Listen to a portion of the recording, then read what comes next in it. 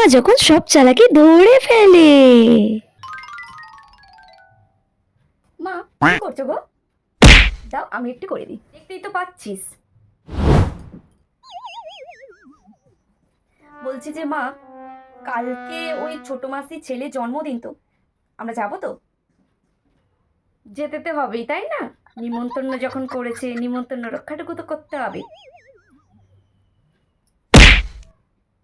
কালকে তার মানে বাড়ি ফাঁকা, কি মজা! আমি তো কালকে রাহুলের সঙ্গে সারা দিন কথা বলবো। ভূতে ধরছে যে বসে বসে দাঁত বের করছিস? না মা, এমনি। ঠিক আছে মা, তুমি জামা কাপড় গুছো, আমি আসলাম। হ্যাঁ,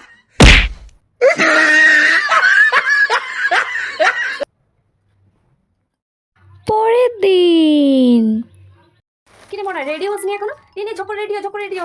দেরি হয়ে গেল, কত বেলা হয়ে গেল, দেখেছিস ঘড়ির কাঁটার দিকে? তাড়াতাড়ি নে, তাড়াতাড়ি নে। না গো মা, আমি আজকে আর যেতে পারবো না, তোমরাই যাও।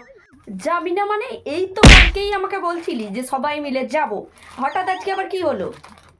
আমার পড়াশোনার খুব চাপ আছে, এটা পুরো আজকে কমপ্লিট করতে হবে, তাই আজকে আর যাব না, অন্য একদিন ঘুরে আসবো। তোমরা বলো না আজকে যাও। ও, পড়াশোনা বাকি রয়ে গেছে। ফোনটা বলো না, আমি নিয়ে যাই, তুই মন দিয়ে পড়াশোনাটাই কর, সামনে তো তোর এক্সাম আছে আবার। পড়াশোনাটা কর, ফোনটা আমি নিয়ে গেলাম। চলো, আমি রেডি।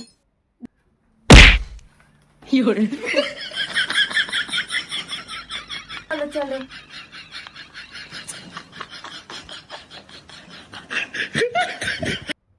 For watching. ভিডিওটা ভালো লাগলে অবশ্যই লাইক কমেন্ট করতে ভুলবে না।